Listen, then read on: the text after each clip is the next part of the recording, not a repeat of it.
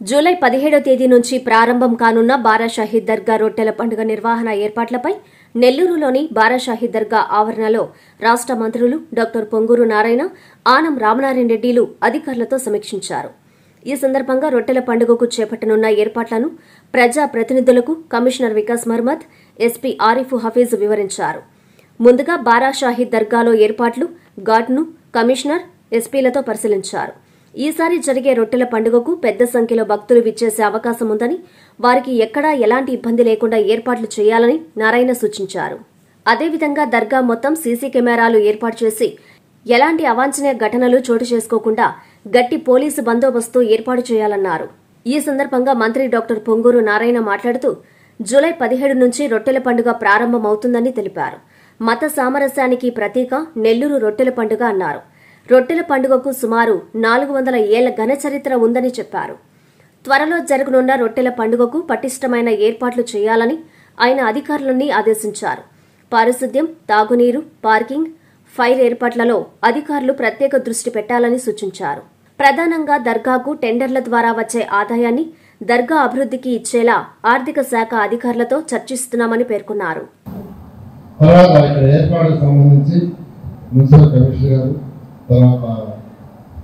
SP గారు యాక్చువల్గా చెప్పారు.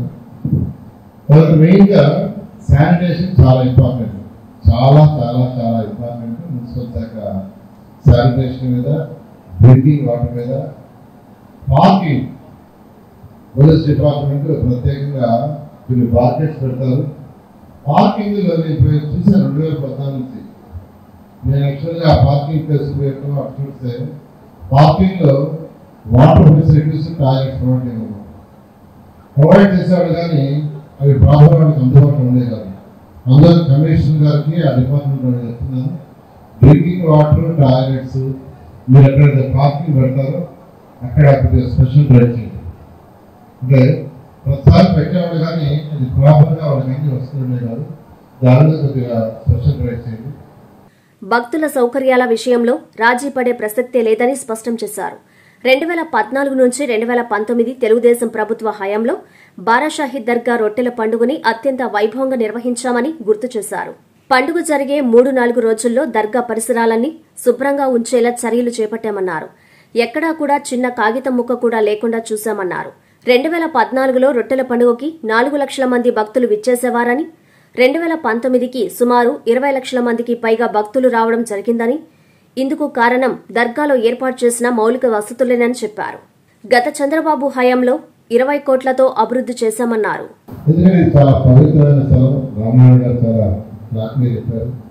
నాకు తెలిసి 415 సంవత్సరాలు పైగా చరిత్ర బారాషాహీద్ దర్గా. ఇది కుల మతాలకు అతీతంగా అందరూ కలిసి చేసుకునే ఈ రొట్టెల పండుగ.